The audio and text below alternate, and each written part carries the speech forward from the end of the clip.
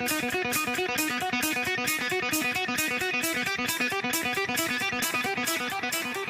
the first pick,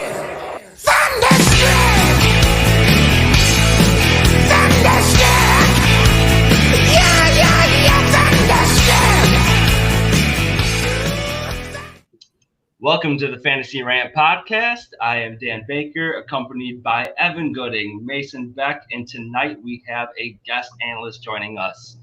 He is featured as a analyst on the FTN Fantasy. You may already know him as the co-host of FTN Dynasty podcast, or on Twitter as Popes FFH. Jeremy, welcome to the show, my guy. How you doing? I'm doing swell. You know, we are in the heat of that draft season. You know, preseason football on Thursday. The Bills play on Saturday. I'm gonna be in Canton, so I'm gonna miss the games. You know, little sour about that, but you know, I'll live. I think we know who's playing for the Bills in Week 1, so I think I'm all right. Yes, not sir. too many position battles to watch there, so. Right. It's basically all eyes on Dalton Kincaid at this point. How much is he gonna get?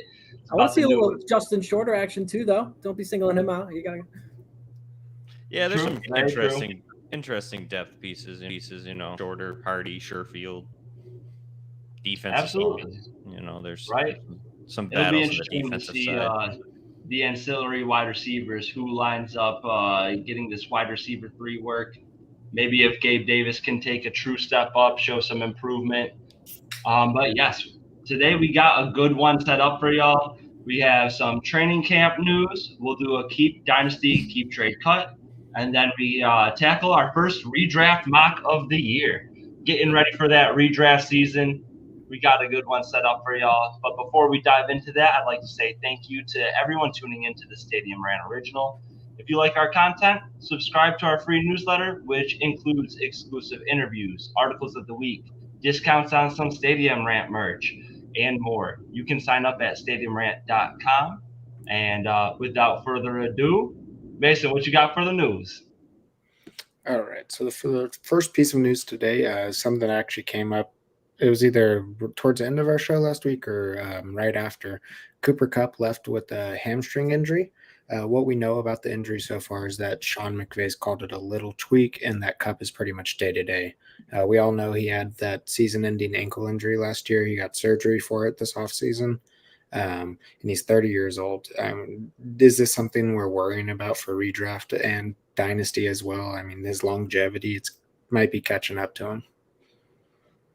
Yeah, I know Dan's not worried about him. I have a feeling about that, but I'm definitely worried about him. I'm worried about the offense as a whole, the reliability of that offense. We got Akers, injury history, Kupp, injury history, Stafford, injury history. So just kind of, how can you have so much, like a ton of faith in that offense right now? Yeah, I mean, it's difficult with this news after so much coming from last season after that ankle injury. I am a little bit worried about him. Apparently, surprisingly to Evan, this doesn't push him back too far in the first round for me. I would, at the beginning of this year, take him above Chase, Eckler, Tyreek, and Bijan. Now that pushes him beyond those players for me in redraft in the first round. We really try to go risk adverse in the first round, make sure you hit on a stud that's going to be there for the long run.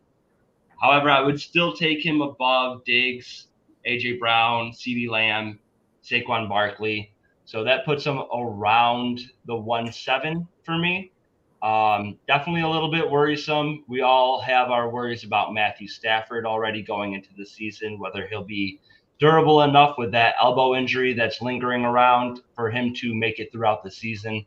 But Cooper Kupp was the wide receiver 1 before he exited last season with that injury.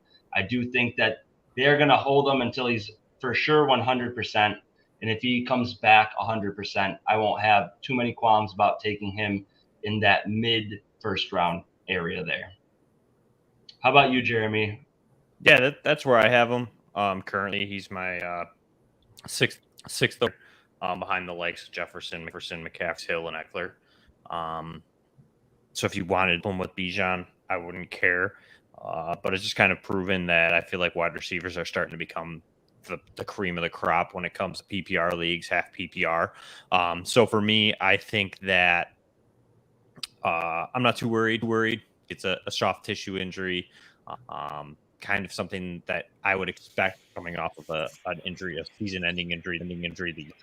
So I don't think it's shoe crazy, but I do we have a little bit of worry because he is kind of up there in age, but I think he'll be all right. And he's going to be still one of those guys that's going to be a top 12 guy pretty easily. And I'm not even worried about Stafford or any of that. Like Stenson vetted has that he can get the ball out to playmakers at Georgia last 8 years. So I think he'll be all right. I think he'll be able to get it to Cooper Kupp. So I'm pretty good. I'm not too worried there about whether Stafford goes down. I personally think it's something to worry about. Meaning this offense is going to kind of suck next year, and I think he's going to be a major workload guy. He's going to get the ball to him a lot, and I mean going into the season already kind of with an injury, it's not a good sign when you're a workhorse. I mean it just leads to more opportunities for you to get injured throughout the season again, and I don't know. I personally kind of was off of Kupp before this already. Just with the age, and I wasn't a huge fan of that ankle injury. But yeah, no, I think it drops it a lot for me, honestly, on him. Mason, where would you end up taking him, do you think? Where would you be comfortable taking Kupp? Right now, I'm taking Kupp probably.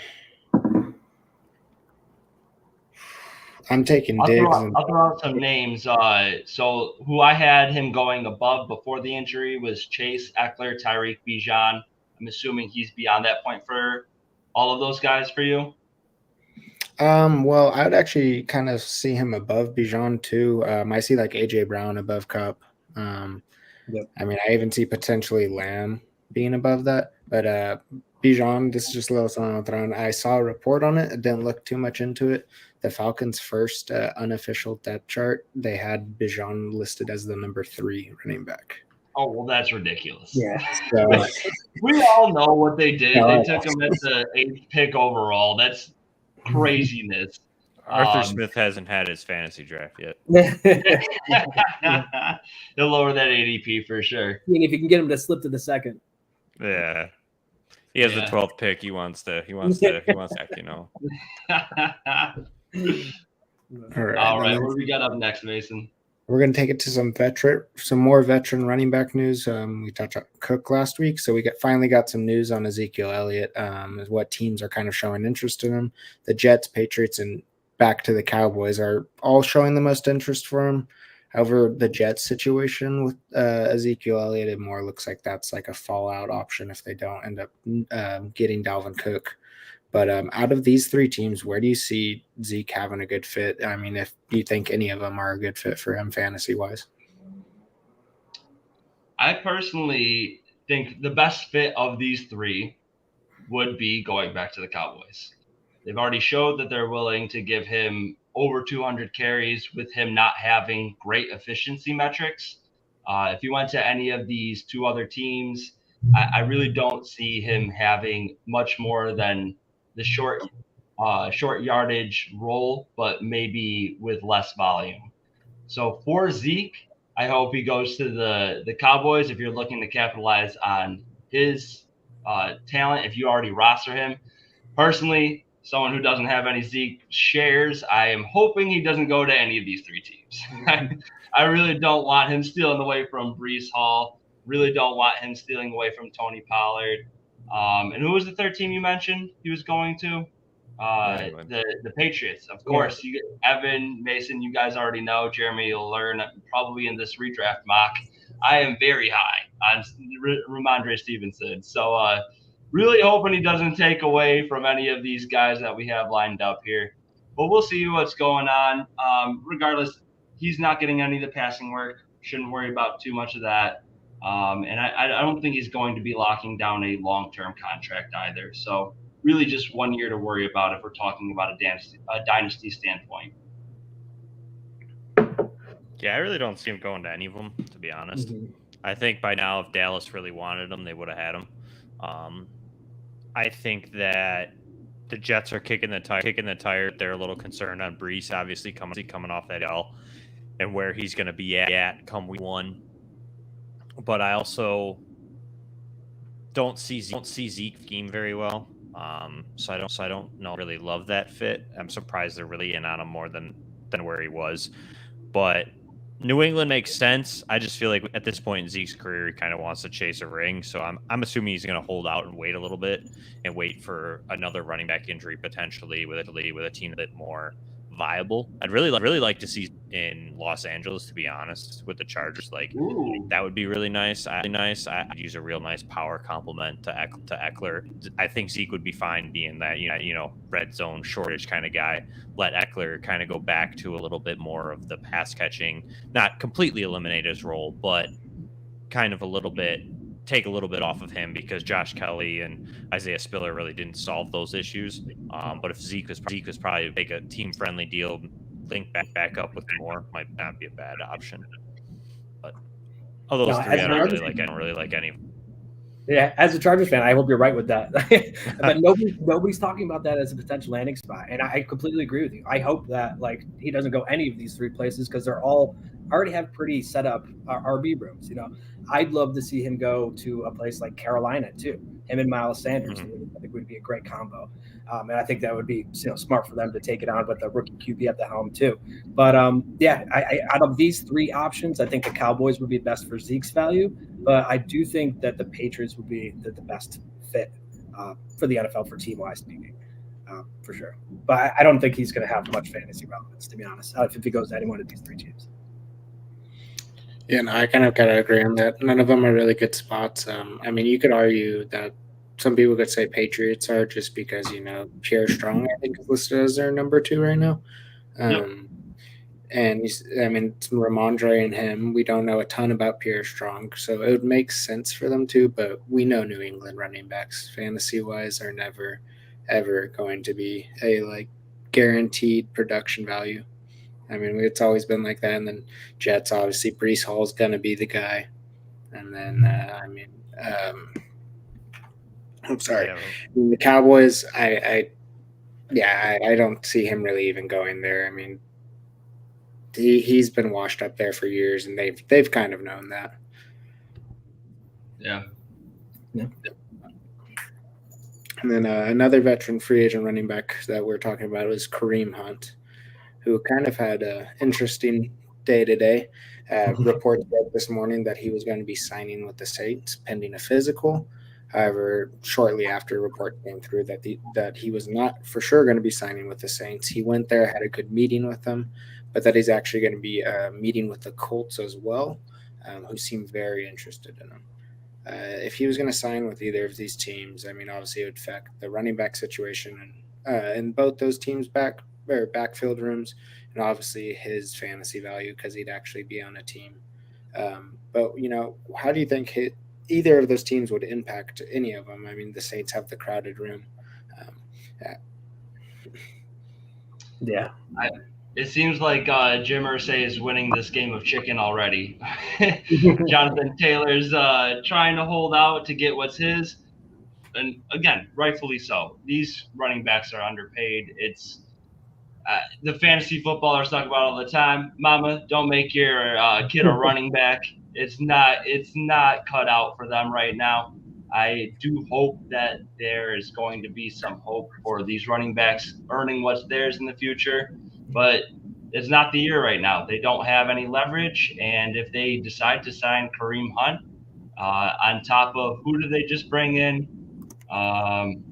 They just signed somebody else as well. So they're already making moves to ensure that if Jonathan Taylor decides to hold out for the season, they're going to be okay at least. So we'll see how it goes. Right now, I do think that Kareem Hunt would have much more value in Indianapolis than New Orleans. If he signs with the Saints, I am steering clear of all of the running backs. Not a single one can I see having some value. If he doesn't sign there, maybe Kendre or Jamal can give you some early season value, and you can hit on Kamara as a later target. whereas ADP has been pushed down because of the suspension. And then you can go and get a receiving running back for the last 11, 12 weeks of your redraft season.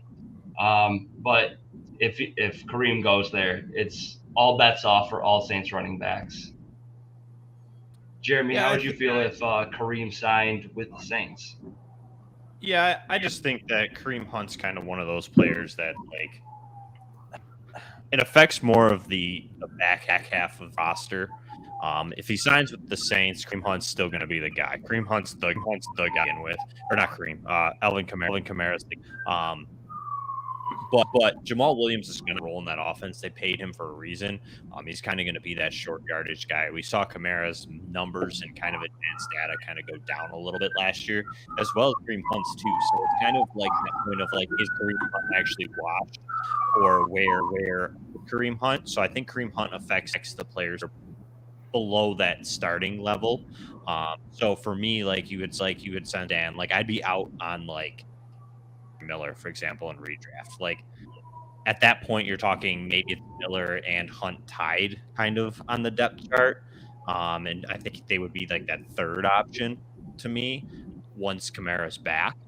So the Saints to me is really messy. Really, I think it just kind of ruins like value of him and like kind of Jamal Williams a little bit. I feel like they could kind of split too.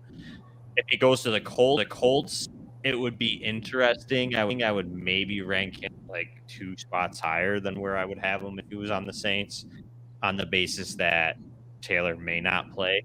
But I highly doubt Taylor doesn't play. However, there was something that was kicking around in my mind today that I'll mention here. Looked into too much of it, but there was a process of where like Taylor get traded, and I was kind of thinking, like, I know we were talking just a minute ago, but like I wouldn't have if like they traded Taylor to Dallas, because this is fine with paying running backs. They did with Zeke, and they traded Pollard back. You know, Pollard might fit against the system a little better. Just a thought that went through my mind. So maybe that's where the Colts are at. They're just adding a ton of guys, and they're going to be able to trade Jonathan Taylor to a team. But I would just really kind of be out on Hunt if he went to really either of them. I'm not draft them. I'm gonna rank them up in like the 60s or maybe. But like as far as positional goes, like running back 60, not 60th overall. But I'm not looking to really draft them, to be honest.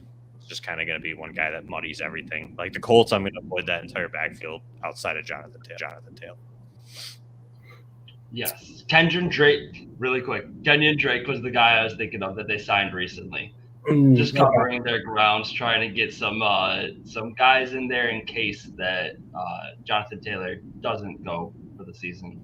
But Evan, what do you think about this Kareem Hunt news? Man, I hope he doesn't go to the Saints. I really don't like that. I don't like that at all. Like we even brought up like how many different backs they have, and then they have Taysom Hill too, vulturing some TDs and some points there too. So it's such a dicey backfield already, and if you throw him in there too, it's just you really can't trust him at all. However, if he does go to the Colts, I do think that he could carve out like a pass catching role and potentially be a fill-in starter on bye weeks, things like that. So I'd be interested in trying to acquire him. Be curious to see what price point. I'd throw probably 2/3 at him. I don't think I'd do a second. My opinion, I think Colts would kind of be a decent landing spot for him. I think he would really be their pass catcher all the time. You got a young running back or young quarterback who may be doing a lot more checkdowns. I think that could lead Kareem Hunt to have a lot of great third down situations where he goes in, because Taylor's not the greatest receiving back. So, I mean, Hunt will kind of come in. We saw how Nyheim Hines was when he was there. I think Hunt can kind of fill in that role, but a little more, where it's actually a lot more consistent production. As far as Saints, when I saw that news, I got really scared that all my Kamara and Jamal Williams shares were completely ruined for the year. But, yeah, I think if he goes there, that backfield is just not touchable really in the early rounds in any means. Yeah. I think the only good thing with the Saints is, like Dan had mentioned, like Kamara's value is so pressed at the moment because of the suspension. That's not a bad backfield to target if you're going like a zero running back, just because like they're the fifth, sixth round. And Kamara could easily, when Kamara's back, like could easily outplay that ADP. And Definitely. down the second half of the season when it matters, Absolutely. And like you were saying, like Kamara has the receiving down work. That's all hits. And Carr checks down to his running back a decent amount. I believe when I looked at it over his career, it was something around 20% to the running back. So if it's so difficult with all these kids, we got Kareem, Kendre, and Kamara. When Kamara gets his work, if he even gets, let's say, 15% of that, then he will end up making that around. I think right now, before the suspension news, it was in the 7th round, which is crazy for Kamara. Mm-hmm. It crept up towards like the back of the 4th, early 5th now. And then, like Jeremy was saying, if you're going 0 RB, you could do worse than getting Kamara for the second half, not even second half, really the last like 10 or 11 games of the season. Yeah, right? So the season. And I think Williams helps Kamara a lot. Like Williams is going to be able to handle like those, like the tough grinding type of touches that Kamara kind of had to handle a little more of last year due to the lack of depth behind him. I think that helps, gets him off the field. Maybe they can the edge a little better, get him more in the pass game, get him where he's a little better and matches up a little better against the defensive backs and stuff like that. Absolutely. So I think Williams is going to be a big help in that offense, more than people. Maybe not fantasy value wise. Obviously, he scores a lot of touchdowns. He will again, but I think he helps open it up a little bit, save some of that being up on Kamara. For sure. And of course, off-season talk is just talk until we see it. But he is lining up at wide receiver a lot right now, from what I'm hearing and seeing too, which would be awesome to complement his skill set. For sure, and they need a slot receiver, so that would work well for them. They got Taysom Hill. I'm sure he can do it. Everything. Does everything else. Yeah. A little bit of everything. Yeah. Throw my defense too. Why not? Yeah, probably. Linebacker. I can see that dude cracking the hit coming down from safety. Man's got some bulk. He does. All right. And then for the next one, so Kenneth Walker was sidelined at practice and was listed as week to week with a groin injury. And so he's been getting drafted around 44th right now, and that's his average ADP. So I'm going to start off with Jeremy. Do you think this week-to-week injury, especially with them drafting, 2 rookies, one of them being pretty high in Charbonnet, do you think Kenneth Walker at the 44th overall spot is a little risky, especially with that injury? Yes and no. I have him ranked at 43, so I'm right there with that ADP at 44. So I don't necessarily think so. I think that by the sounds of it, Walker's kind of their guy. The thing that worried is a groin. I think he did have a hernia when he was in last year. Was it? I do believe. I think so. At the beginning of the season, so a little concerning. Also with how he runs, which is very explosive and kind of those quick lateral type of cuts. Kind of concerning when the inside of your leg is screws at. So a little. I feel like from what I've heard, he'll be ready for week 1. They're just not going to play him in the preseason. We're not going to see it. I'm not worried about that. That makes a lot of sense. Know who Ken Walker is. So I'm not overly worried. I think it's worth the risk there. The guys that are around him, I prefer him a little bit as far as the running back position goes. So I'm not worried too much. Yeah, no, me neither. I'm higher than the rest of these guys on Walker, and I'd be worried if he was completely absent, not on the field at all. But he's running around with the guys, throwing the ball around, so he looks fine. I think it is just more precautionary. Personally, I've been already touched on it a little bit. Oh, what a good girlfriend! Tell Abby I got some Kolsch's for her when she comes back to Rochester. Yeah, I love you now. I love you. All right. So I personally am very high on Zach Charbonnet. To me, he takes a lot of the touches that are worth value. Kenneth Walker, in his time at Michigan State, didn't show a great pass catching profile. Not saying that he can't do it, but I just don't think that's enough of a positive in his game to take away from what they brought in Charbonnet to do. Him being a pass catching running back, him being a bigger guy than Kenneth Walker is. And then last season, Kenneth Walker was pretty inefficient inside of the 10 zone specifically, not even the red zone. I believe he got 17 touches inside of the 10 zone and got 2 touchdowns from those 17 touches. It's pretty rough rate there. I think they were definitely expecting him to capitalize on a little bit more of those touches inside of the 10 zone. So I think that's one of the reasons why they brought in Zach Charbonnet. And with Kenneth Walker having this injury designation heading into it, is only going to open up more opportunities for Zach Charbonnet in this time to prove himself. I really do think that if I'm taking one of these running backs, I would much rather have Zach Charbonnet at the end of the 9th, where he's going right now, in comparison to Kenneth Walker in that mid-4th round, early 3rd, mid-4th. So I personally am much higher on Zach Charbonnet. I think this Seattle offense has got a lot of this kind of in its makeup. You can get JSN in much later rounds than you can get DK Metcalf. And I think that even though DK is a proven red zone target, is that big body, he offers something that Lockett and JSN do not. I think that JSN is going to be closer in production than the gap in their ADP is talking right now.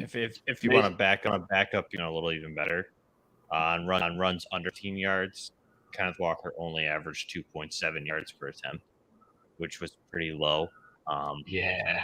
And on his runs over 15 yards, he averaged 28 yards per carry, which was like 45% of his yards runs over 15 yards. He was very boost, so I get it. I understand the word. I just don't mind. Whereas I would agree with you. I would probably make Charbonnet later, and just pass on that field. But I don't mind him at 44 if someone wanted to take him. But I do get what you're saying. Ammunition against Evan over here. Nothing against Evan, but well, I see it as room for positive regression. Yeah, and he only convert like 20% of his inside the 10 touches, goal line touches, inside the 5. Right. At the end. I get what you're saying too. Like the Kenneth Walker, he's got the explosive nature. When he has those big boom games, he can win you a week. But it's just the consistency aspect of a top 4 pick. At that point, I'm still looking for more consistency from my players. Obviously, considering those weeks. Sorry, go ahead. Considering he's running back 2, I could see that. Probably somewhere, possibly you're running back 1, depending on how your build goes. So I can see it. Right. And that's what it comes down to. It's all about team builds. But Mason, what say you about Kenneth Walker? I don't think this affects it too much. This injury does with where I'd be drafting him in redraft, maybe like a spot or so, but nothing too big. Groin injuries are something that's pretty lingering, and that's why I think they're taking it very slow on him. I don't think it's a serious groin injury. It just is something if you don't deal with quick, it can be there all season. So I don't think it's anything to really stress about yet. I mean, if it obviously worsens or, we don't hear any good news about it in the upcoming weeks, then yeah, I would start to worry about it more. But as of now, it's something I'm not really stressing about. Okay. Fair enough. All right. And then for our last piece of news today, it's going to be about everybody's favorite Marlon Mack, who signed a 1-year deal with the Cardinals worth just over $1 million.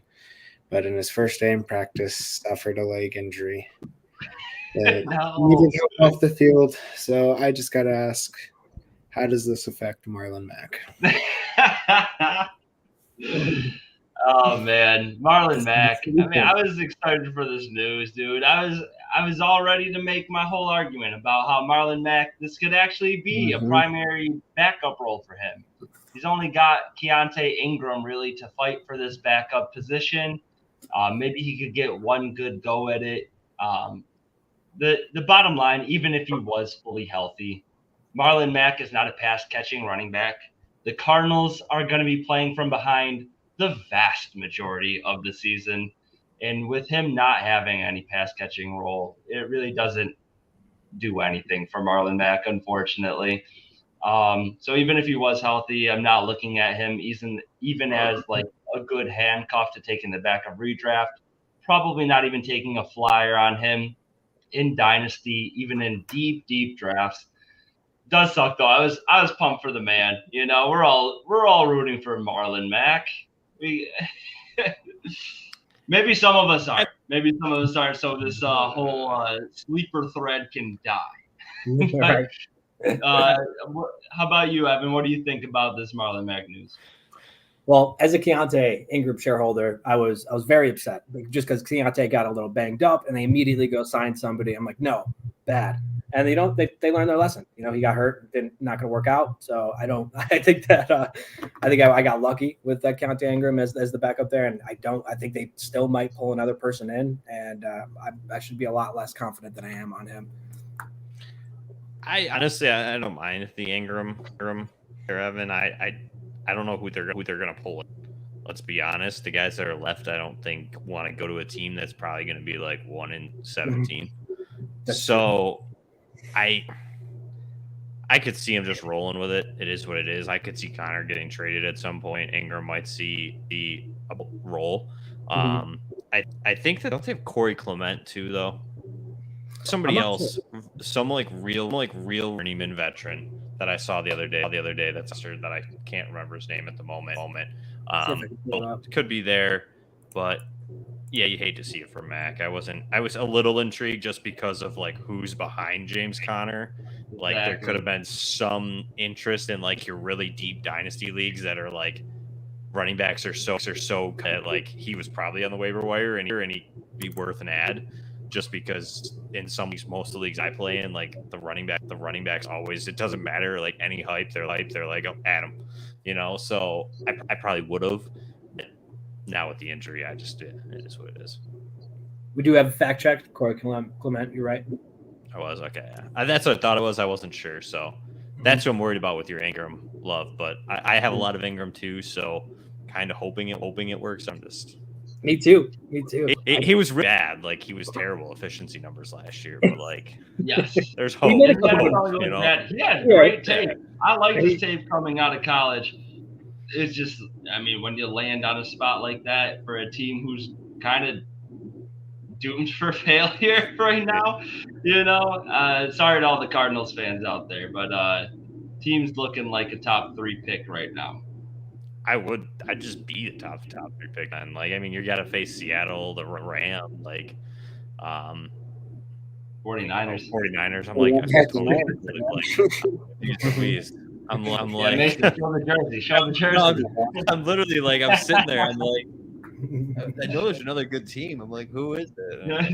Like, the best team. You're not going to win that division. So, like, at that point, you know, now you got to add the Eagles in the NFC. Like, just punt it and trade away and keep Kyler Murray and a ton of a haul for Caleb Williams or, you know, whatever.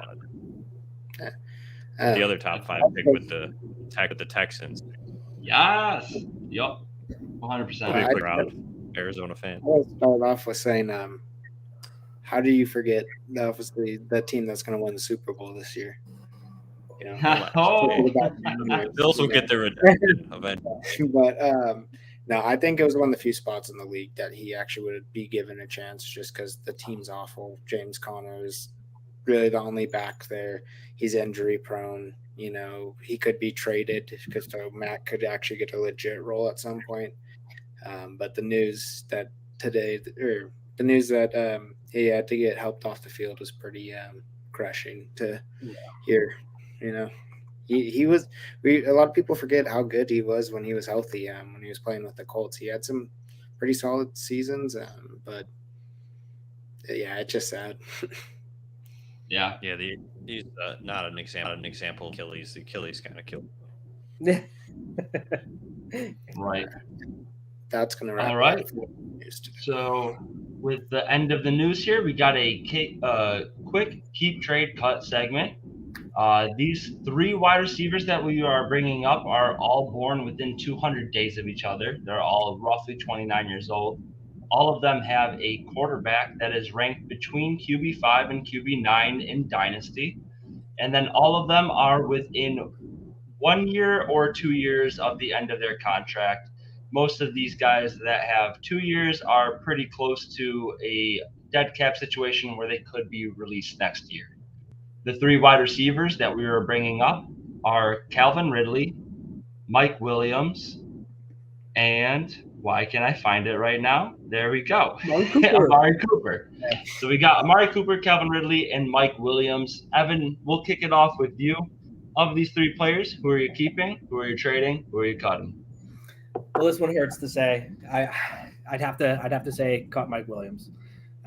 Very, very upset about saying that. And, in a non-competitive league, I would think about, keeping him anyways and doing something else. But Calvin Ridley and Amari Cooper are the wide receiver ones on their respective teams. I think Calvin Ridley is going to put up the more points in the rest of his career. So he's who I'm keeping. And I'm trading Amari Cooper because he has really, really good trade consensus value right now. So I trade him away. And I should have mentioned this is for Dynasty specifically. So Dynasty Keep Trade Cut. This is long-term values. Mason, who do you have for your Keep Trade Cut? I'm keeping Amari. I think you could probably back me up if I'm right here, but I'm pretty sure Cooper's going to be their guy for, at least their number one for, I'd say 4 or 5 years maybe. He might be there for that long potentially. Watson was coming off, not playing football for a long time. His numbers should improve at least this upcoming season, give him a lot more production, and he already killed it last year. I think he was a top 10 receiver. I think he finished out the season. Yeah, wide receiver 8. Yeah. And then I'm going to trade Calvin Ridley. I think he has a lot of potential, but I think him and Kirk are always going to have that battle for a wide receiver 1 kind of role. And then Ingram as well is going to be taking targets. So I don't think he'll ever really finish in that offense as a top 10 guy. And then Mike Williams, I'm having him as my cut. He's got uncertainty. He's a free agent next year, I believe. Yeah. Okay. Yeah. 3 years, but he has an easy out in his contract. Okay. Yeah. Oh, I think Chargers he's not going to be with the Chargers. And, Herbert's a stat producer. Gave him a lot of points when Herbert's been there. Don't know where he's going to go because I think, I just think it's time for them to maybe move on from Mike Williams. Yes, sir. All right, Jeremy, out of these three, who do you have for your Keep Trade Cut? Cutting Mike Williams too. I think this as a fantasy asset, there's too much like volatility to it. Now you add in Quentin Johnston, who I'm not super high on, but still is going to kind of potentially, if he hits, is going to most likely be Mike Williams again. You've got Josh Palmer there. You've got Gerald Everett. You've got Austin Eckler. You kind of got all these weapons and Kellen, etc. That's kind of all there. So I'm not in love with Mike Williams to begin with. So it's an easy keep. The other two do get a little more dicey. I feel like situations are very similar. Both of them are into facto kind of their guy, but the second guy's kind of making some noise. You got Elijah Moore really looking really good in camp for the Browns. And then you've obviously got Christian Kirk in Jacksonville, who proved that he can be a himself. So I do think there's volume there for Ridley and Kirk. So I'm honestly probably going to potentially trade Ridley. I think his value is higher right now. I think a lot are really looking at Ridley as that wide receiver 5 that we last saw him in 2020 in Atlanta, as opposed to probably where he's going to fall, which is that mid wide receiver 2 area. So I just think I could probably get more out of Ridley. In a dynasty, that's what I want. I think that Cooper and Ridley can give me very similar. So I'm just going to go ahead and ride it out with Cooper. Because I just don't think Cooper's value is that great market, because so many people kind of just like they see the Browns next to it and they're like, and despite what he's done, they're kind of just like, he only scores points at home, like they give you bad excuses. Because I've tried to trade Amari Cooper, I have, so I know, at least in my leagues, that's what they give me. But I would probably go that route, and it pains me because I have Calvin Ridley, so. And honestly, I agree with you. That makes 4 cuts for Mike Williams. I will say that with us saying this, I don't think any of us are necessarily down on Mike Williams in 2023. We got Kellen Moore coming in with a high A-dot offense. I think we're all just looking at that long-term value of Quentin Johnston eventually fulfilling the Mike Williams role. Out of these 3 teams, the Chargers pass attempts per game is by far the highest of these 3 teams. They averaged about 41 pass attempts per game. The Jaguars were sitting around 35 attempts per game. And then the Browns came down to about 31 pass attempts per game over the last 2 seasons for each of these teams. Personally, I will take Mike Williams as my cut. I do think that Calvin Ridley is my trade just because right now he hasn't played for 2 seasons, but everyone has that optimism. It's that same type of rookie optimism where you don't know exactly what's coming, but you really are hoping for the best situation. I think that Ridley still offers that upside. He really could have wide receiver, like not the wide receiver 1, but wide receiver 1 overall, as in top 12 wide receiver upside. It's just the fact that Amari Cooper's done it. He's been there. I do think Deshaun Watson takes that step up. And right now, even though they're in a similar situation, Cooper and Ridley, like we got Ridley with Kirk, an athletic tight end in Ingram, and then a questionable wide receiver 3, Zay Jones. And then we got Amari Cooper, Elijah Moore filling that Christian Kirk type role, David Njoku being an athletic tight end, and then Donovan Peoples-Jones or Cedric Tillman stepping up into that questionable wide receiver 3 role.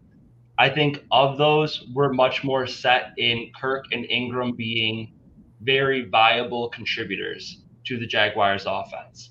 Whereas Njoku and Elijah Moore, just a little bit more questionable in how much they will contribute to these offenses in the designated roles that they have. But Cooper, definitely my keep. I'm very high on Cooper. Not a biased take, just what the facts have come down to over the past few years. All right, so with all of that being said, we have our redraft mock coming up right now. We have Evan in the 1 role, me and Jeremy going back to back in the 6 and 7 spot, and then Mason closing it out at the 12 spot. All right, let's start it off. Evan, who do you have for your first pick? Gotta go with my boy JJ. You can't miss. Can't miss. Can't deny it. He's a powerhouse. And then we already talked about this. Oh, I am so sorry, guys. I just saw that we'll go 3 wide receivers, 2 flex. I like it. Let's get it rolling. I'm going to take Tyreek Hill. I do love Bijan around this area. Tyreek's just a little bit more proven, and I do expect a big step up from Tua this year. So we were talking about Cup's ADP earlier, and I just got to say, I drafted him at 2. Yeah, the auto draft. That's pretty wild. Is this tight end premium by chance? I don't know what. No tight end premium for this one. All right, then I'll do the fancy Bijan pick. It was between Bijan or Kelsey. I don't know. I'll go with Bijan. I think he's in line for a significant role in that Atlanta offense. Absolutely. I've never taken a tight end in the first round. I don't think I can. I don't think I physically can do it. I'd take Kelsey. Some of them work out pretty good. In some of the mocks I've done, the team still turns out pretty decent. It's scary. Don't get me wrong. But And then on the 12th swing, I'm going to go Chubb and Amon. I mean, Chubb is Chubb. There's not really a reason to explain, why he's so good there. I think he's the best running back on the board still. And then Amon, I think, is going to have just a blow-up season. I mean, he already did last year, but I truly think he's one of the most talented receivers in the league besides JJ. And maybe Garrett Wilson, too. Garrett Wilson's pretty up there as far as pure natural talent. Yeah. I'm just contemplating. It's a tough one. It's fair enough. You have a 30-minute timer. Please don't take it. I'm gonna off. take off. I'm gonna take off. Open the trade window, why don't you? Yeah. Yes, there's picks on the trade. No, I'll see how this goes. I love it. I personally love Tony Pollard. Right now, I have him as my 2023 RB4. I think he has a ton of potential, so long as they don't sign anybody else. Sign anybody else, then I'll move that around. But right now, even with the ankle injury, I'm going to take Garrett Wilson. I think these two players offer true dynamic top 2 wide receivers, both of whom have a legitimate shot to finish the wide receiver 1 number overall. I think Garrett Wilson has everything set up for him, and nobody in that entire team is going to be even close to the amount of target share he's going to get on that team. So happy to have both those two as my top 2 wide receivers. Yeah, it's a good pick. And here I'm going to go T. Higgins. Just kidding. I absolutely hate T. Higgins. I don't know why, but I'm going to go Stevenson here because I have one wide receiver already and need a running back. So I like to kind of spread it out a little bit in redraft. Then I'm going to I think if I'm going to pick a wide receiver here out of Chris Olave, T. Higgins, Devonta Smith, or DK, call me crazy. I might go DK in redraft. Wow. That is crazy to me. Chris Olave with a secured number 1 role. I know you're a big believer. You're forgetting about Michael Thomas. I know you love your Michael Thomas. And this won't happen in your redraft leagues. Right now we have a few bots in here. Chris Olave is not making it to the 3-6. In normal redraft leagues, I'm ecstatic to have this as my top 3 wide receivers. We will figure out running backs later. Let's see how it goes with a 0 RB method here. I'm very happy with these top 3 wide receivers. I already hate my draft. Oh, no. You wanted that top wide receiver, yeah? This was going to happen. Would you hate it more or less with Kelsey up there? Less. But it's justified taking Tony Pollard in the second. Yeah. Gosh.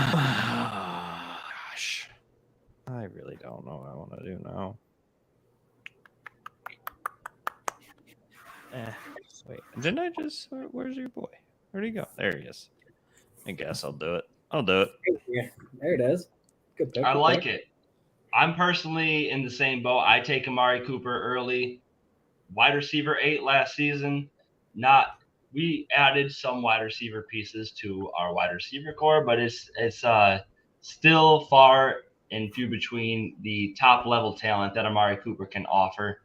And I do think that the Browns are going to throw the ball more frequently than they have in the past 3-4 years with Kevin Stefanski. So Cooper's a good bet to land as a top 12 wide receiver. Yeah, I just liked him over Ridley, Samuel. Kind of the only receivers left in my op where I was bitten. So agreed, and it would have been risky taking Breece Hall as your 3rd running back there, but that was really the only guy that I would have thought that would have rivaled Amari Cooper in that spot.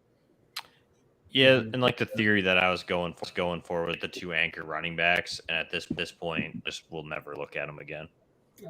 Right.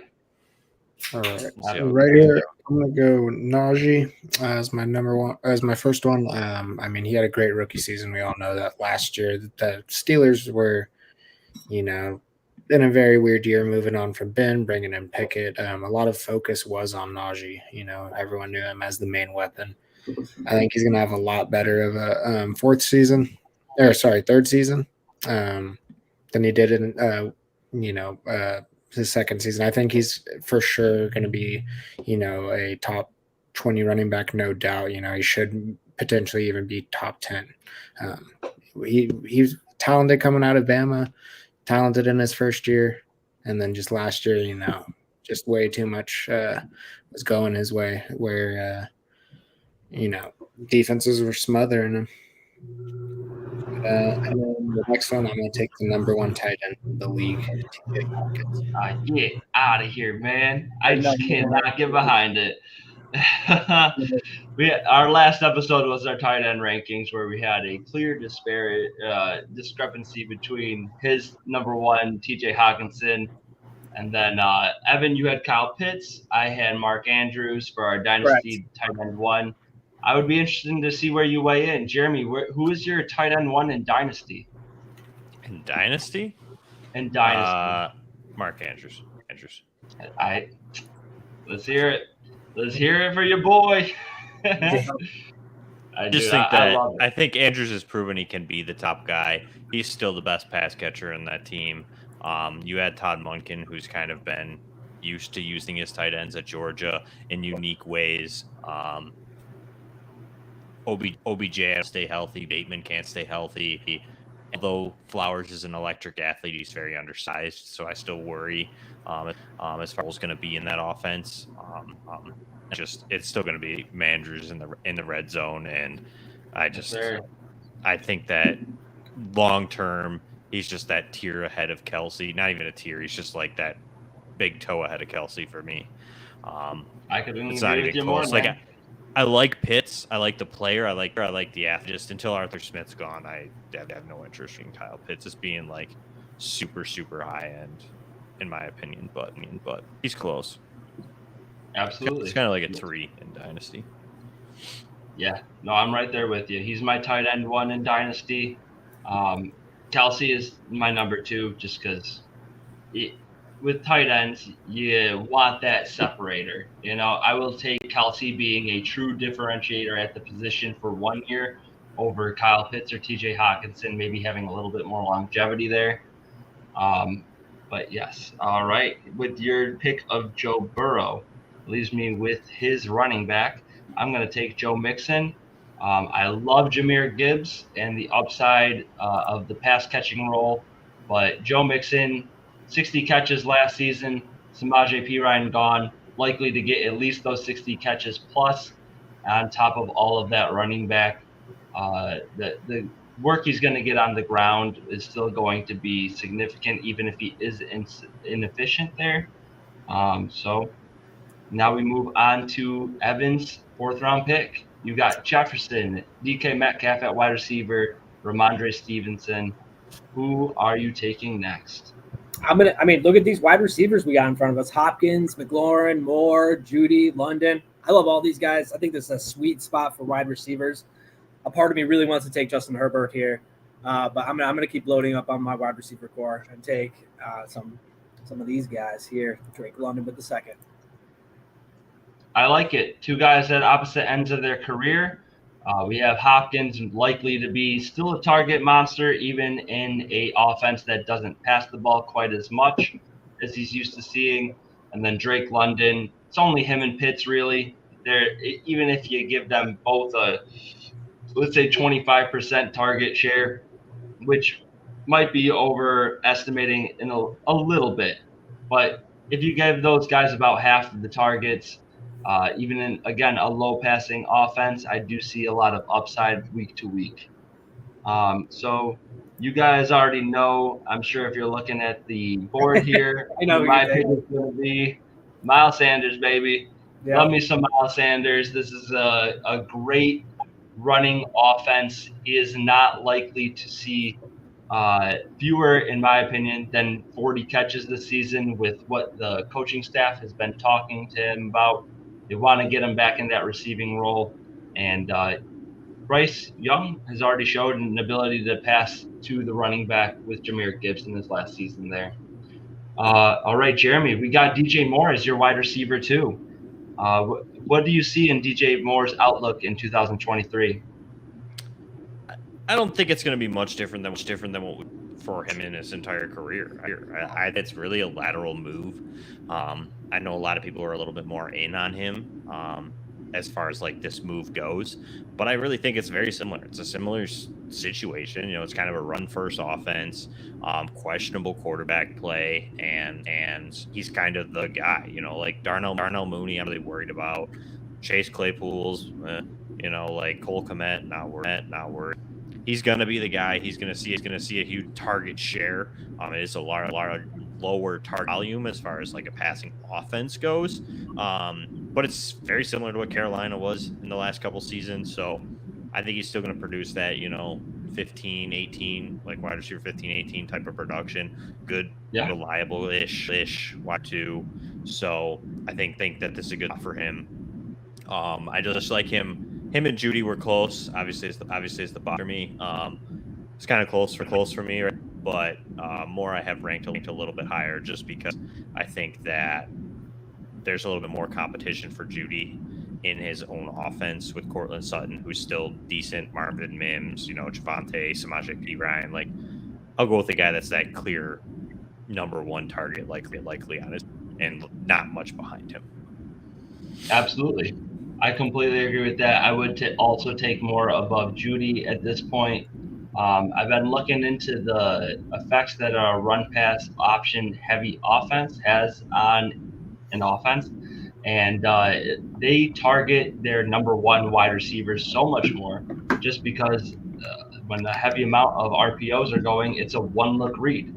If they're not passing to their number one threat on that play, they're handing it off or taking off the ball. And I really do think that DJ Moore is going to excel in that role for the Bears. All right, Mason, we got. Oh yeah, I can't call it a snipe because you're about 6 picks away from me. But I wanted James Conner falling back there. That'd have been a nice 3 wide receiver, 3 running back core there. I think that fits well for your team though. You got 3 great running backs.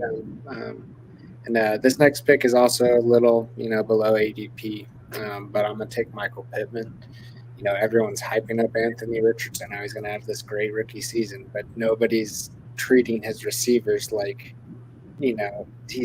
everyone's treating his receivers in draft like he's not going to have that season, but they're treating him like he's going to have that season. It doesn't make sense to me. I think Pittman, he's had some good years, and he's their number one receiver. I don't think there's much question to that. I think he's positioned to have a great season if Anthony Richardson does live up to the hype that everyone's been kind of, building up around him. Yeah, I think that's completely fair. I think the narrative has gotten a little bit out of control on the negative side there. I think that Anthony Richardson is a bit better of a passer than people are giving him credit for. Definitely has a lot of accuracy issues, but that's nothing that they can't fix here at the NFL level. I do think that he ends up at least supporting a wide receiver too, and that would be Michael Pittman. So you got him as your wide receiver too. I think that's a great pick there. All right, another guy that we touched on, Christian Kirk. So do you think, I know you said that you passed on Calvin Ridley earlier. Is that in mind of picking Christian Kirk at a later point in the draft? Yes. So that's kind of where I stand at the moment. P and redraft is a little pricey. I get it, but there's other around him that I can take, and I can swing back and get Christian Kirk, who's going to see probably over 120 targets. So a guy that's easily going to be able to probably produce high-end wide receiver 2 numbers. We kind of saw it last year in this offense. They had 2 guys over 120 targets, 4 over 8 targets, and Doug Peterson historically in his second year with a quarterback actually increased attempts. So I could see that they're going to air this ball out a little bit more now that Lawrence is even more comfortable with this offense. And I think you'll see 3 viable guys in Ridley, Kirk, and Ingram, as well as I bet you Zay Jones gives you a couple good weeks here or there too. So I'm excited for this off. And Kirk's value right now is so suppressed. Hitting him this late is just It's just great. It's awesome. So yeah, not much more because let's keep moving here. I think that's a great outlook. I look at the Seattle offense in a similar view, whereas I'm not taking DK Metcalf in too many drafts because I still believe in Tyler Lockett and JSN both as better late round values as I do DK Metcalf, a guy with supreme upside that could really take over and become the wide receiver 1 that early in the draft. So, Rashad White. I like it. Yeah, you sniped me a little bit, though. I wanted that Goddard right there. I love me some Goddard in the 6th. I almost never passed up To me, he's my tight end 3 in redraft, and if I can grab him in the 6th, I will every time. Yeah, but Rachaad White, he's RB1 on that team. How can you complain with him in the 6th? He's got pass catching prowess too. So I love Rachaad White and his value right now. And what about Keyshawn Vaughn? What about Keyshawn Vaughn? Sell me on him. Sell me on him. I think I don't know really much about him. Like nobody talks about him. No, I'm just messing with you. He's a complete shadow. He's a complete shadow. But I do expect he's them like to, 30, to be honest. I think that they're one of the worst RB rooms right now. I mean, Sean Tucker, I have really high hopes for. So, I do hope that he comes to fruition on that offense, but I'm not really expecting it. And I could totally see them needing more RB room. Like I don't know why people are talking about the Jets, Patriots as the top options. I see Carolina, the Chargers. You were right, Jeremy, and Tampa Bay as somebody that definitely needs running back help more. But I'm going to keep it rolling with Tampa Bay. I'm going to take Mike Evans. Can't go wrong with him. I feel like, this could be the year that you're holding the bag on him, and it could be his off year, but I don't see that happening. I do know that there's some question marks at QB, but I think that he could work around that. He's worked with enough QBs in his career that he'll be fine still, and he has proven that. You forgot the key word with enough QBs. You forgot enough bad QBs. Baker, I have faith in Baker. I'm pretty high on Baker as opposed to the consensus. I think that this is the most talented offense that he has a shot to be playing for, and I'm excited to see what he can do with the opportunity. But this is the last chance. This is it. I think Trask by like week 5. That's my call. Continue. I like Baker. I hope he succeeds. I'm not trying to bash him too much, but I don't think so. I hope he doesn't succeed, but I think he actually will. That's what we're on the As an an ex-Baker fan, I loved Baker when he was with the Browns here. I think that we did do him dirty. However, I've seen enough of him to the point where I'm not confident in him as a from a fantasy standpoint, or supporting wide receivers in his wide receiver core. He has that double pump. He's never very sure of himself. I was looking at PFF stats where quarterbacks create their own problems. Baker was top 2 in the league in terms of creating his own sacks. Problems where the line held up well, but Baker was too indecisive in order to get rid of the ball and created the sack on his own terms.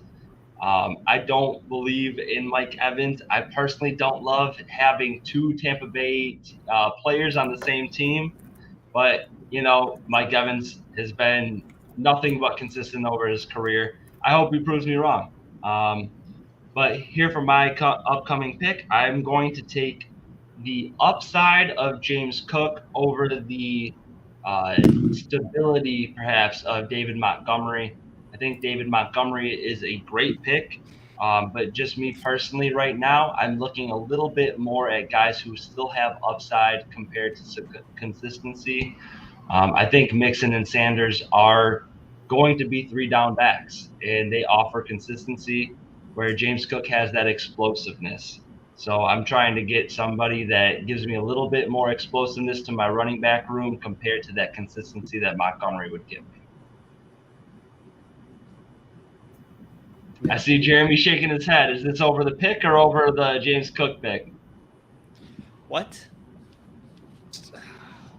It was the James Cook pick. It's early. You don't like James Cook? No, I love James Cook. I sniped you. Ranked very high over at FTN. It's either the highest or second highest on our redraft rankings. I just think that James Cook's going to be used very heavily in this offense. I think too many people are giving Damian Harris more credit than what he's going to get in this work. Myself. Yeah, I get it, but like Damian Harris, long past being like the Alabama Damian Harris, like he can't really overly stay healthy. The money they gave him kind of tells me a lot with this. I think they're going to use him in the short yardage areas. I get that. But James Cook is a very good interior runner. It's not in the same way that we normally think of. And this offense is kind of built to be a little bit more mobile on their offensive line. They're not really a gap style blocker. They're interior zone. They're a little bit leaner and more at the offensive line, and that fits Cook's abilities a little bit better. But also, I think that Cook's going to be able to score touchdowns from 20, 30 yards out that Devin Singletary give you because of that explosiveness. So I'm very in on James Cook this year. I think that he's going to kill his ADP. I think you taking him in the 7th is early, like where you can normally get him. But he's Right. with the drum beats coming out of camp, he's here sooner than later. So I like it where he's like top. I think I have him in the top 50. Where do I Nice. have him? I have him. Yeah, he's somewhere in the top 50. I don't know. I can't find his name right now. Oh, I Yeah, I'm glad lied. to hear it. 56, top 60. So Nice. I really like him. I also like Jordan Addison, Mason. So I'm now mad at you too. So No comment on the Tony pick? I'm mad at half of this. I'm mad at half of this draft board. Team 11 got me on Dobbins. Let's see here. What was the other one? I thought honestly, Someone else. The bots got me too. I honestly thought I was going to manage to draft Lawrence at 7-12, which I was just going to be ecstatic about. I mean, the fact he made it to 7-10, it's just yeah, Lawrence. Yeah, no, I was like, Yeah. oh wow. Yeah, that's not going to happen if you're watching. Lawrence is not falling to 7-10 in your draft. No. But I really like that Jordan Addison pick. It was between Johnson and Addison for me. I just went with Johnson because I think Johnson's really underrated. I think he's going to be the guy there in Pittsburgh. I love George Pickens, but I think Deontay Johnson's the guy. He's going to see the volume. And he saw the most red zone targets of the team last year. So I think his quick separation ability, it's a little bit more to the Jordan Addison style of play that Kenny Pickett's way more comfortable with from Pitt and the way that George Pickens plays. So for me, I just really think that Deontay Johnson's still kind of high there, and George Pickens is going to be the Mike Williams. Deontay Johnson is your Keenan Allen. So Yes. depending on format, I think Deontay Johnson's going to be a little bit more valuable and I return love more these on comps. his. I love these comps. I bring it up all the time. Deontay Johnson is a separator. George Pickens is a contested catch guy. Depending on what you want from your wide receivers, you can go and take what you want. Pickens does have some red zone upside with that. But to me personally, I think that Kenny Pickett is still in the part of his career where he is going to be looking at open wide receivers, not necessarily throwing a 50-50 ball up to the big guy there. So I'm completely with you. I think Deontay Johnson is a steal still. With your pick of Burks, that leaves me Dotson. I was going to take one of the two either way, get me a wide receiver 4 after waiting on that for a while. I love Jahan Dotson. I really think that if he didn't have the 5-game injury last year, I think he would be viewed much higher in his this year's redraft value. He was on pace to put up great numbers. He just didn't happen to have the health to sustain that. That being said, I never do this. I gotta go pee. I'll be right back. I'll be on my phone. I'm pulling it up. There we go. Yeah, I'm going to have to go with Richardson here. I mean, in the 8th round, the opportunity for his ceiling to get that in the 8th round is just absolutely unheard of. I am very nervous about it, though, so I'm probably going to go another QB a little earlier in the draft than I normally would, but and expect maybe even grab a 3rd QB for backup just in case. But I don't like Njoku here. I'm going to go tight end. I don't like Njoku. I don't like Schultz. I'm going to go with I love my rookies. I'm going to go with Dalton Kincaid here. Get 2 big upside picks there. I think the word out of camp is Kincaid's going to be used more like a receiver. So yeah, I like it. I think that there's a. I saw you retweeted something actually about that catch that he made. Dude, he's making ridiculous plays. Yeah. The separation he's getting on these routes. I get it's practice, but it's exciting, and I'm all in on it too. Yeah. I just think that the ceiling's just so high with Kincaid. It's kind of the same thing with the Richardson. You can take these two guys at 8 when you're talking about, Michael Thomas, Jamal Williams. These are like the guys that are around it. You can shoot that upside, like you said, in a 1 quarterback. You can take, Jared Goff in the 15th round. You can probably get, Baker Mayfield.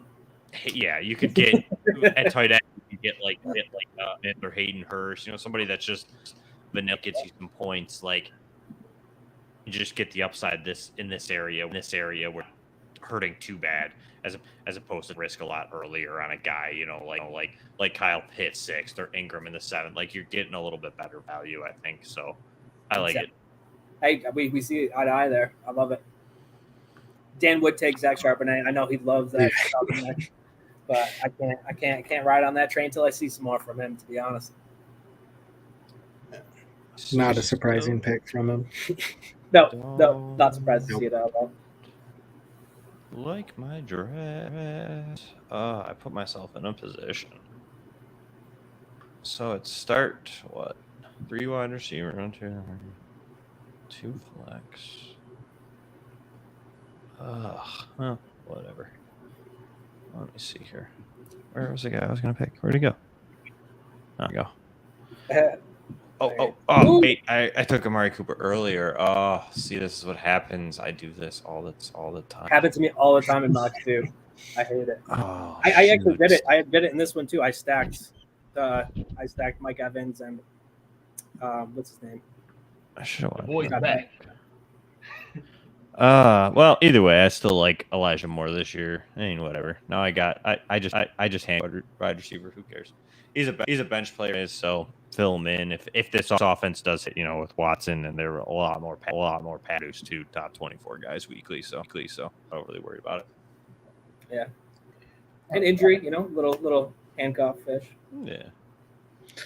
All right, and then right here with one of mine, I'm gonna go with Cortland Sutton. I'm not super high up on him, but I think end of the 9th round, I think it's still good value. Wilson will improve this year.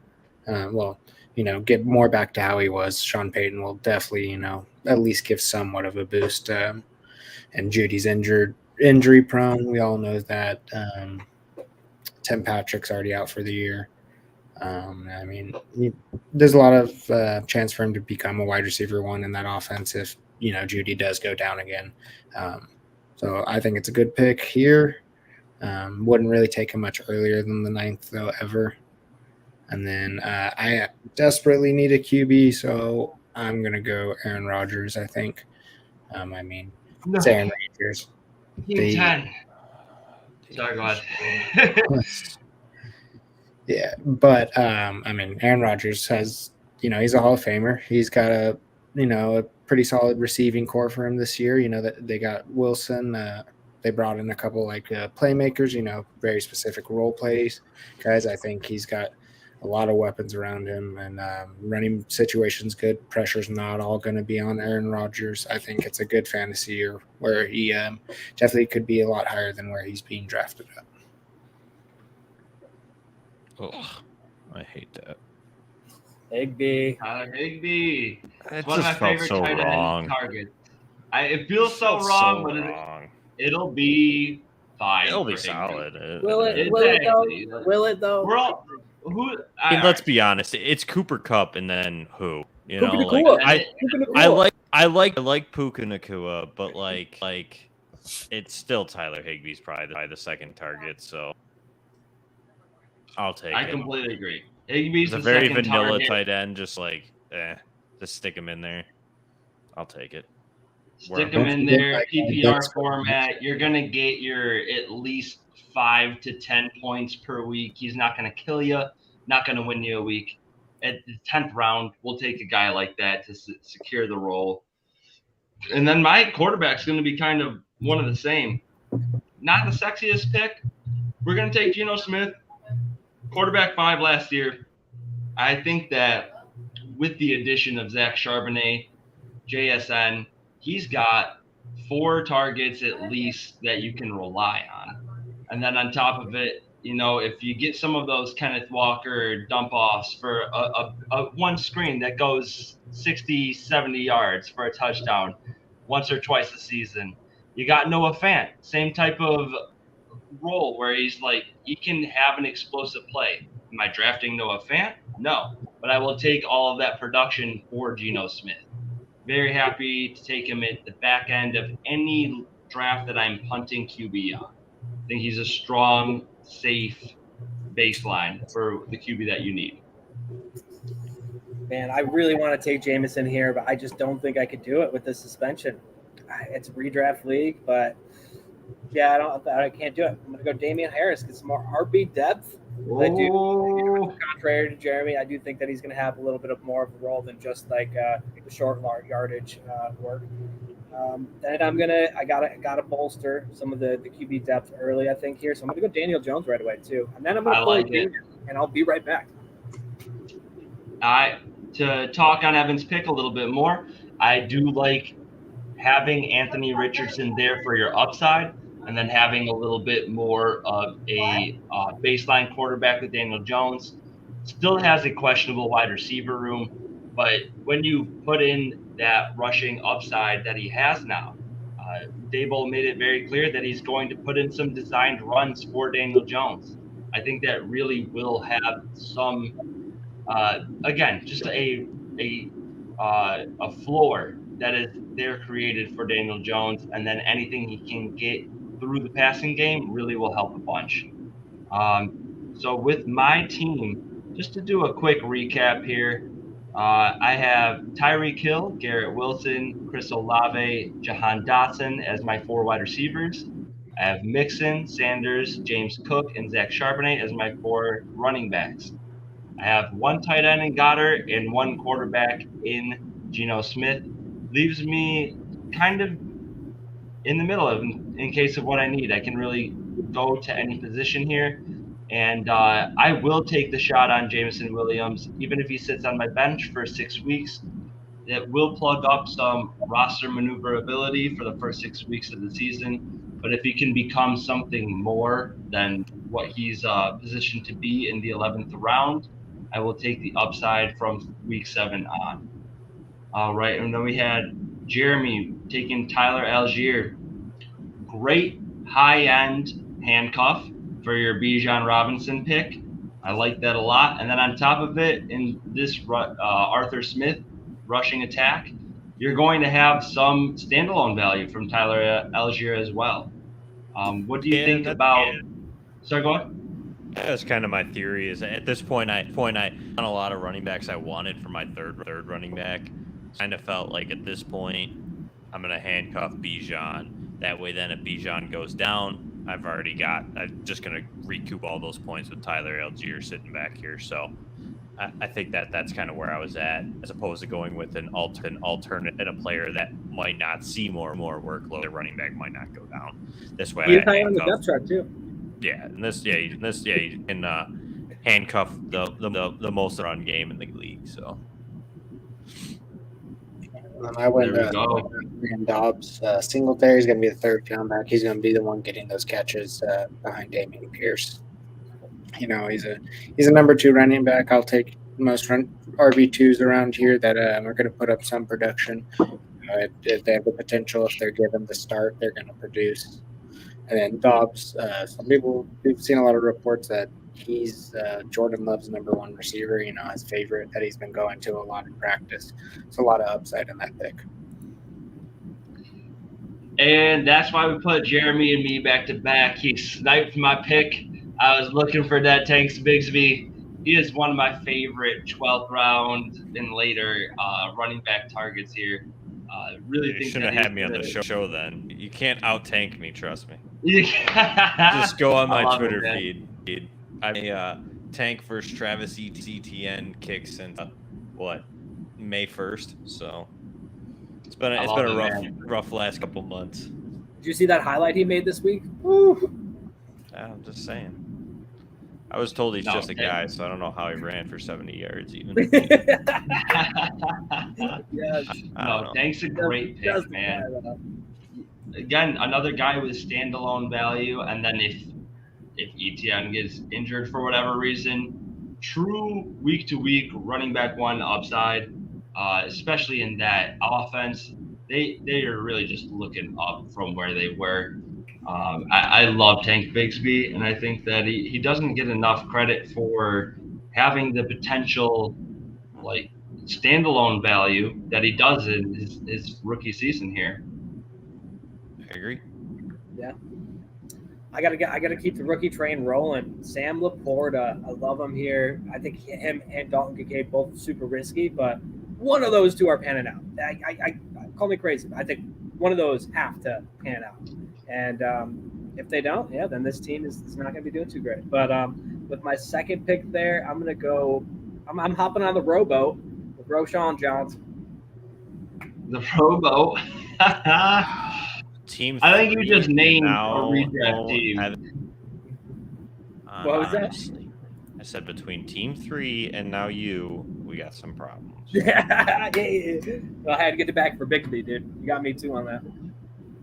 That's great. And Evan, I do think you just named a redraft team there. Some team out there just heard that and they go, "Oh, Robo, Yeah, that's I mean, nice." I am gonna.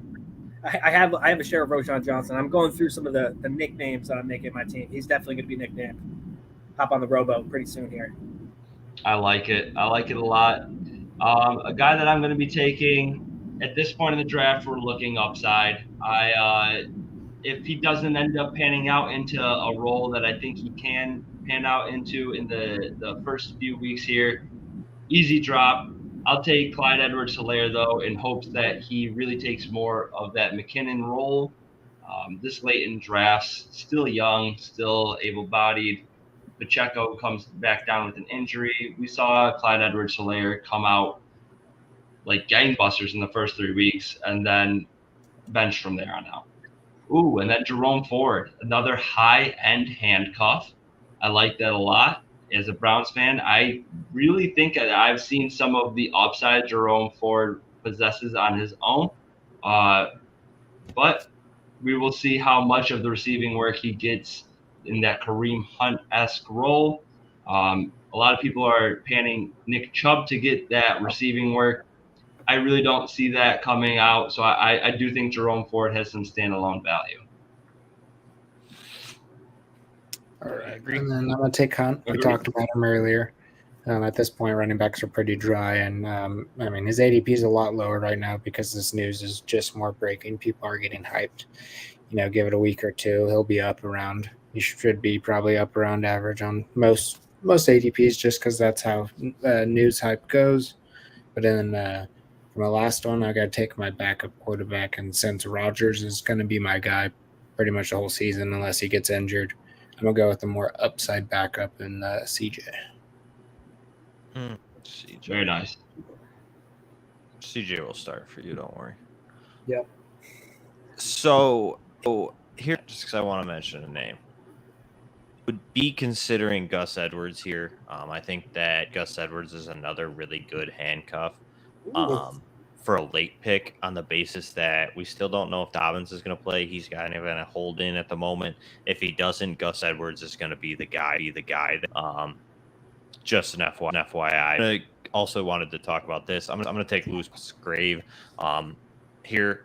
I think as a higher end upside, here's my backup tight end. We kind of already got Higbee. Musgrave is kind of lighting up camp at the moment. Seems like he's out there on almost every single personnel package. And he's gotten a really good knack for finding those soft spots in the zone and kind of stretching the seam, everything that he showed in his limited access at Oregon State. So I'm kind of in on it. He has a clear path to a targets because we really don't know who the pass catcher / lead pass catcher is going to be in this offense. I think it's going to be Christian Watson. I don't think it's as secure. Mason had mentioned, Dobbs is kind of getting some looks. Musgrave, Reed, there's a lot of options here, and one of these guys could pan out, and it could be Musgrave. So for me, I'm going to go with the athletic tight end who has a ton of upside here this late. And like you had mentioned before, Dan, with Clyde, I could easily cut him and move somebody else if I had to. Right. And that's what it's all about at this point in the draft. If you don't see it in the first couple of weeks, move on, keep that roster manageability moving along. And that's kind of what I'm doing a lot with this pick as well.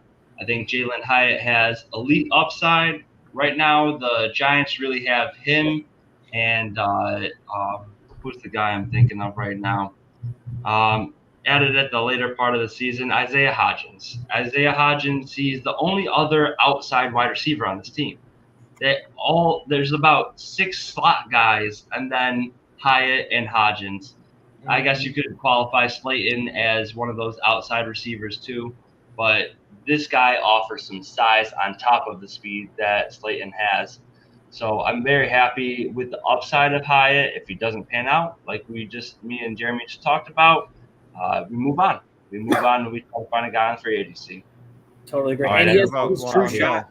Yeah, he has a true shot at the wide receiver one on that team, just like the guy I'm about to pick here, the number one wide receiver for the Kansas City Chiefs, Justin Ross. We knew it was my coming, God. everybody. Save your applauses. Save your applauses. God damn it. I thought we made it through an episode.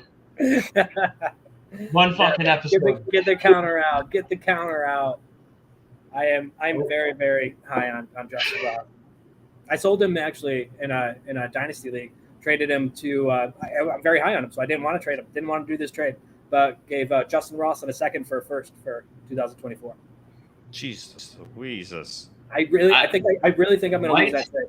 I really think I'm going to lose that trade.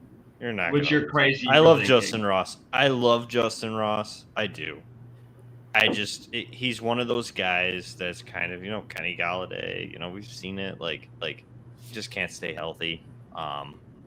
I love the upside in Justin Ross. I don't think it's going to be anything that's super fantasy. I think Sky Moore's your guy. You saw it. Like it's Travis Kelce's world, and then these receivers just live in it, and they just pick up the scraps. So they're just so hard to peg which one it's going to be on a weekly basis, and it's just such a crowded room. They like Rashee Rice, Sky Moore. They took pretty high last year. It's just I don't know. I mean, there's potential, but I would have wholeheartedly loved sending Ross in a second for that a second. Like I would have. That's a great. I couldn't turn it down. I have a couple shares of them too, so I wanted to, Yeah. I didn't want to go all in on them either. I wanted to splice out. Anytime you can get a first for a second and like a guy that has so many questions around him, I'm in. No matter how much I love that guy, He's got so much hype around him. I love it. I want to feed into it. You did it in a 16-team league, no doubt, too, on top of it. So, like, though the difference between your second rounder and that guy's first rounder could be 20 picks, So it was a great move. All right, so recapping the draft here, Evan, why don't you start it off? Give us one of your favorite picks from this draft. So my favorite pick on my team has to be Anthony Richardson at the 8th round. It's absolutely ridiculous how low he's going. I get it's redraft. I get he's a rookie, but with his potential, this is Derrick Henry playing quarterback, and I just can't not take him anywhere past the 8th. Right, and you made a solid backup pick in Daniel Jones as well. You have 2 rushing quarterbacks. At least one of them is likely to finish in the top 12 on the season, and most likely based on the matchups, you can mix and match who you're starting there. Great rushing baseline there. All right, Mason, who do you have as your favorite pick of your draft? Well, really looking over my draft, I did not pick it really at all. But if I gotta say someone, I'll go with the 8-1 Kadarius Toney because greatest receiver in the league. Ridiculous. All right. Before Jeremy, I'm gonna ask you your favorite pick of the draft, but really quick, we have this thing ongoing with us 3. Evan has Justin Ross as the wide receiver 1 for the Chiefs. Mason has Kadarius Toney. I personally think that Sky Moore has a better chance of the wide receiver 1 slot than either of the 2. Of those 3 specifically, who do you think has the best chance of finishing wide receiver 1 for the Chiefs? Sky Moore. Sky Moore. I'll take it. Hey, Mark Andrews and Sky Moore, baby. It's me and you. I don't think Toney makes it all games to be the wide receiver 1. I also don't think Justin Ross makes it enough games. I just think Sky Moore is a little bit more versatile, can play inside, outside. And the early camp reports is that they've realized they should probably use him. He's a very talented receiver. I completely agree with you. All right, and then we'll move on to your favorite pick of this draft. Who is your favorite on your team? I'll probably go with Christian Kirk. We mentioned it a little bit earlier at the 6th spot and 6'6". Just it's a really good value. I think it's a guy that's going to return high wide receiver 2 type of numbers with some wide receiver 1 week sprinkled in there. Outside of that, it's just kind of like I feel like the rest are just kind of. But I just think that's the best value right there for me. Yeah, No, I hear you there. He's got a lot of potential to still finish as a high wide receiver 2 on a weekly basis with the passing value coming out of that offense. And it really doesn't pan out to be what a lot of people are expecting him to be. Kirk steps right back up into that high end wide receiver 2, maybe wide receiver 1 role on the season. For my pick, I would say Chris Olave at 3.6. It's pretty unreal. Usually you don't see him dropping to this point of redraft. Usually he's taken around the 2 or 3 turn. So if it wasn't to be Chris Olave, I do believe Jahan Dotson at 8.7 is a crazy value. That is typically where he's going, and go out and get him in your redraft leagues. He really has a great chance to ascend into competing with Terry McLaurin for the wide receiver 1 role on that team. And even if he doesn't, there's really a two-headed monster in Washington. It's McLaurin, it's Dotson. After that, it drops down to Logan Thomas, really, maybe for the next most volume-based pass role in that offense. Go out and get Jahan Dotson in all your leagues in the 8th round there. All right. And then moving on here, before we get to Jeremy here, Evan, you got a fun fact for the week here? I do. All right. So the fun fact for this week is in 2022, this player was a top 5 RB in receptions. So top 5 running back in receptions, but he didn't score more than 1 receiving touchdown. Interesting. We will lead off next show with the answer to that. But before we get out of here, Jeremy, tell me what you got going on. Yeah, follow me on Twitter, FFH. Pretty much all links and anything are going to be over there. We have the FTN Dynasty podcast, like you had alluded to. Me and my co-host Adam Pfeiffer. We are putting out usually about an episode a week as the season kind of rolls closer. Article-wise, I have the 24th rookie class reports starting to come out over at FTN Fantasy. If you haven't seen those yet, those are pretty cool. Kind of gives you bio, gives you a little bit of some grading, kind of just a historic rank amongst what I've graded out classes. So player comps, kind of need some film clips pulled from Twitter. So it's pretty cool. I'm pretty happy about them.